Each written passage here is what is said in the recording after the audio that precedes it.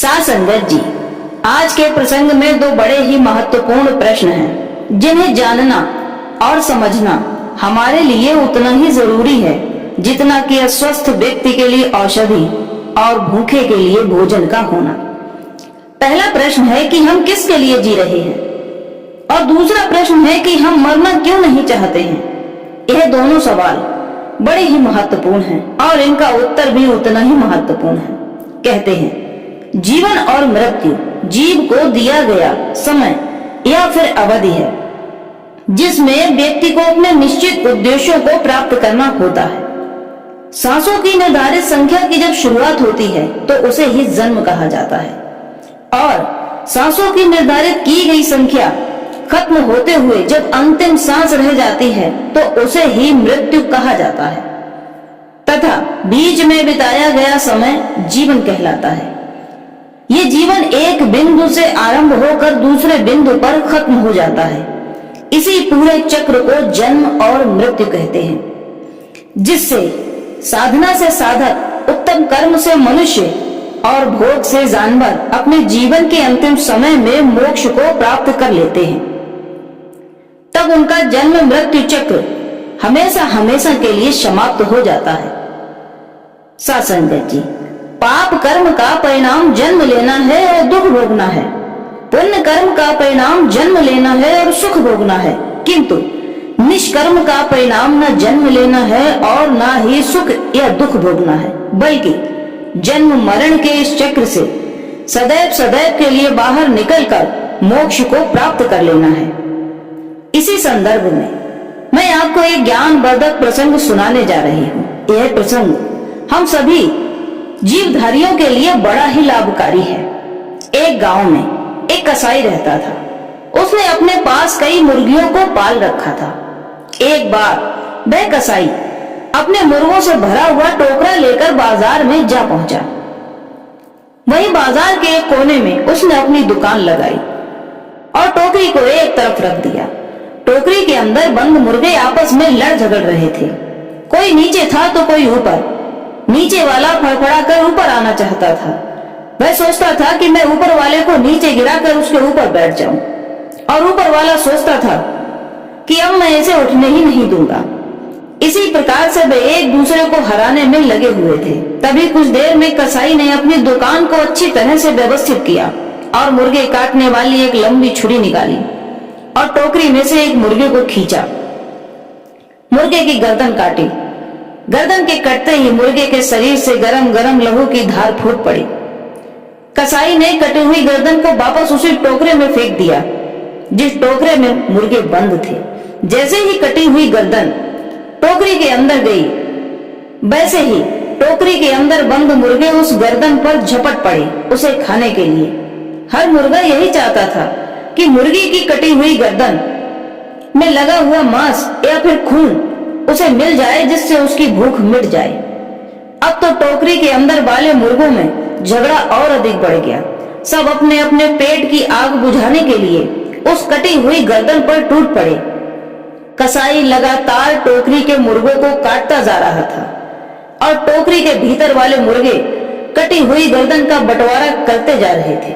कभी कभी तो वे इतने खुश हो जाते कि खुशी में बांग लगा देते कि मैं जीत गया, लड़ते लड़ते मुझे भी गर्दन का मांस मिल गया है, मैंने भी खाया है। किंतु वे ये नहीं समझ पा रहे थे कि हमारी संख्या तेजी से घटती जा रही है और गर्दनों की संख्या तेजी से बढ़ती जा रही है। जैसे जैसे सूर्य ढल रहा था, वैसे वैसे टोकरी में गर्दनों की संख्या बढ़ती जा रही थी। अब तो एक एक करके कसाई ने सारे मुर्गों को काट दिया। अब टोकरी के अंदर एकदम खामोशी छा गई। अब ना कोई झगड़ा था और ना ही कोई मुर्गा।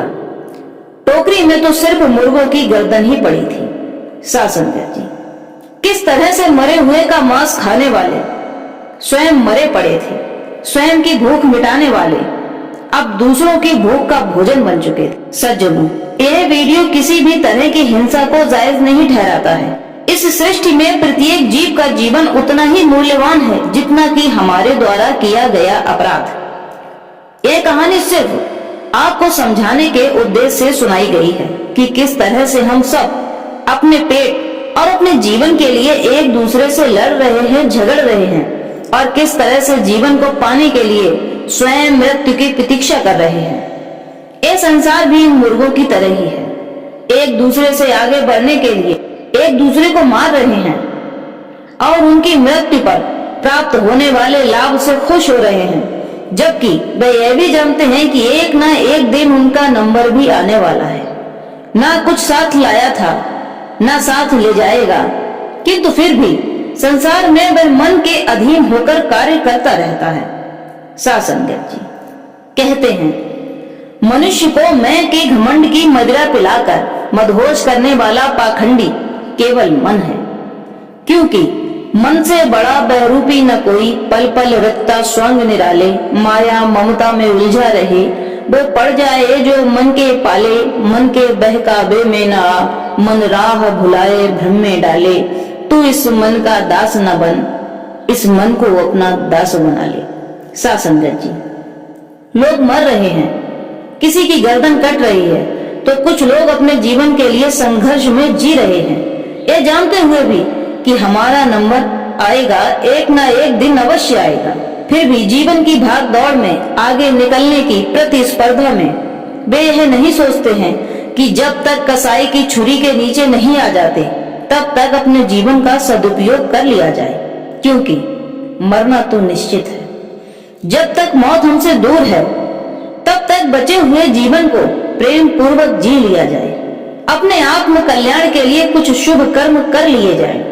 जब तक हमारा शरीर स्वस्थ है और मौत हमसे दूर है, जब तक मौत हमें नहीं लेने आती है, इससे पहले ही हमें अपनी आत्मा के हित में कार्य कर लेने चाहिए। प्राणों का अंत होने के बाद फिर कुछ नहीं कर पाओगे। सासंगत जी पहला प्रश्न था कि हम किसके लिए जी रहे हैं, तो इसका उत्तर भी हमें मिल चुका है कि हम सिर्फ और सिर्फ मरने के लिए ही जी रहे हैं। कोई थोड़ा सुखी जीवन जीकर मरता है तो कोई दुखी जीवन जीकर मरता है, कोई सम्मान से मरता है तो कोई अपमान से मरता है, कोई धनवान बनकर मरता है तो कोई गरीब बनकर मरता है, कोई पापी बनकर तो कोई पुण्य आत्मा बनकर मृत्यु को प्राप्त कर लेता है। कोई स्वेच्छा से मरेगा, कोई जबरदस्ती मरता है, आखिर लक्ष्य तो सबका मरना ही है। तो बात करते हैं दूसरे प्रश्न की कि हम मरना क्यों नहीं चाहते हैं। इस बात की सच्चाई भी आपको मैं एक ज्ञानवर्धक प्रसंग के माध्यम से बताती हूँ। सासंगत किसी गांव में एक बुजुर्ग व्यक्ति रहता था, धन से बड़ा ही गरीब था।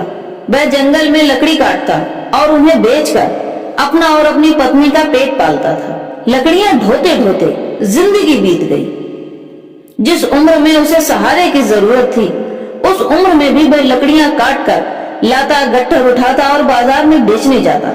वह अपनी जिंदगी से बहुत थक चुका था। कई बार सोचा कि मैं किसके लिए जी रहा हूँ, केवल दुख भोगने के लिए। इससे अच्छा है तो मुझे मौत ही आ जाए। वह हर रोज भगवान से अपने लिए मौत मांगता था कि हे प्रभु, मेरे लिए मौत भेज दो, अब यह भार मुझसे ढोया नहीं जाता है। कभी कभी जब वर्षा होने लगती थी तो वह बुजुर्ग लकड़ी काटने के लिए जंगल में नहीं जा पाता था। फिर तो उन दोनों पति पत्नी को जबरदस्ती उपवास ही रखना पड़ता था। इसी कारण वह गरीब रोज भगवान से प्रार्थना करता कि इस गरीबी रूपी अभिशाप से मुझे मौत ही दे दो, मुक्ति दे दो, ताकि इस वृद्ध शरीर में जिन बीमारियों ने अपना घर बना लिया है, मैं उन सब से छुटकारा पा लूं। मैं भगवान से कहता है कि हे प्रभु, मैं किस किस से लड़ूं, गरीबी से या इन बीमारियों से या अपने बुढ़ापे से। इससे तो बेहतर है कि आप मुझे अपने पास ही बुला लें। इन सब के चलते वह हर रोज भगवान से अपने लिए मौत की प्रार्थना करता ही रहता था, परंतु उसे मौत नहीं आ रही थी। किंतु एक दिन जंगल में लकड़ियां काटते समय अचानक से बारिश होने लगी और वह वृद्ध इंसान अपनी लकड़ियों का गट्ठर लेकर चलने लगा कि अचानक पानी के बहाव में उसका पैर फिसल गया और वह गिर पड़ा। गिरने के कारण उसे चोटें भी आई। फिर वह वहीं बैठकर मौत को बुलाने लगा और कहने लगा कि हे मृत्यु, तू सबको आती है, सब पर मेहरबान है, पर मुझे क्यों नहीं आती है? मुझे क्यों भूल गई हूँ? अब मुझसे यह वजन उठाया नहीं जाता है, मैं इतना बोझा नहीं ले जा सकता हूँ, आओ और मुझे उठा करके ले जाओ। वह बूढ़ा आदमी यह सब कह ही रहा था कि संयोग बस उस वक्त यमदूत वहीं से गुजर रहे थे। शायद किसी को लेने जा रहे होंगे। उन्होंने देखा कि एक बुजुर्ग व्यक्ति बड़ा ही दुखी होकर हमें बुला रहा है। चलो उसकी भी सुन लेते हैं। यमदूत उसके कंधे पर हाथ रखते हुए बोले, अरे भाई क्या बात है, तुम हमें क्यों बुला रहे हो? हम यमदूत हैं। बूढ़े ने देखा कि अब तो मौत उसके सामने खड़ी थी तो उसके प्राण कांप गए। सोचने लगा, कई बार जिंदगी में मौत का आह्वान किया किंतु तब नहीं आई, पर आज मौत को सामने खड़ा देखकर लग रहा है कि सिर्फ उसे बुलाने में ही आनंद है, आजमाने में नहीं। यमदूत ने कहा, क्यों बुला रहे थे भाई? क्या सोच रहे हो? मुझे बताओ, क्या चाहते हो? तुम मरना क्यों चाहते हो? और मरना ही चाहते हो तो बताओ। अब तो वह मरने की सारी बात भूल गया और कहने लगा कि मेरा यह लकड़ी का गट्ठर गिर गया है, इसलिए मैं आह्वान कर रहा था कि कोई आसपास हो तो मेरा लकड़ी का गट्ठर उठवा दे। हे यमदूत, आप जहां जा रहे थे वहीं चले जाइए, मैं अभी मरना नहीं चाहता हूँ। आपने गलत सुना होगा, ऐसे तो मैं कहता ही रहता हूँ, पर सच में मुझे मरना नहीं है। आप मेरे गट्ठर को उठवा दें बस। सासंजय जी, जो व्यक्ति बुढ़ापे, बीमारी और गरीबी से परेशान होकर मौत को बुला रहा था, आज वही बड़ी शीघ्रता से लकड़ियों के गट्ठर को सर पर रख करके शीघ्रता से चल देता है। आज तो उसे ऐसा लग रहा था जैसे उसके शरीर में जवानी की शक्ति आ गई हो। वो तेजी से घर की ओर दौड़ रहा था। घर पहुंचकर वह बड़ा प्रसन्न हुआ कि आज तो मौत से बच गए थे। उपवास कर लूंगा पर मौत नहीं चाहिए। कहते हैं मृत्यु जब आती है तो जीने की इच्छा बढ़ जाती है। मरते समय इंसान के दिमाग में दिखने वाली गतिविधि ठीक वैसी ही होती है जैसा इंसान सपना देखते हुए महसूस करता है। इंसान मरते समय कुछ क्षण के लिए अपने पुराने जीवन को याद करता है, इसीलिए इंसान वापस उसी मोह में लौट जाता है और फिर मरना नहीं चाहता है। सासंगत जी, उम्मीद है आपको इन दोनों सवालों के उत्तर मिल गए होंगे। यह वीडियो यदि आपको पसंद आया है तो वीडियो को अवश्य लाइक कीजिए, क्योंकि आपका एक लाइक हमें अच्छे ज्ञानवर्धक प्रसंग लाने के लिए प्रोत्साहित करता है। तो खुश रहें, खुशियां बांटें और अपने आसपास रहने वाले लोगों का ध्यान रखें। परमपिता परमेश्वर सदैव आप पर अपनी दया, कृपा, अनुकंपा बनाए रखे। धन्यवाद।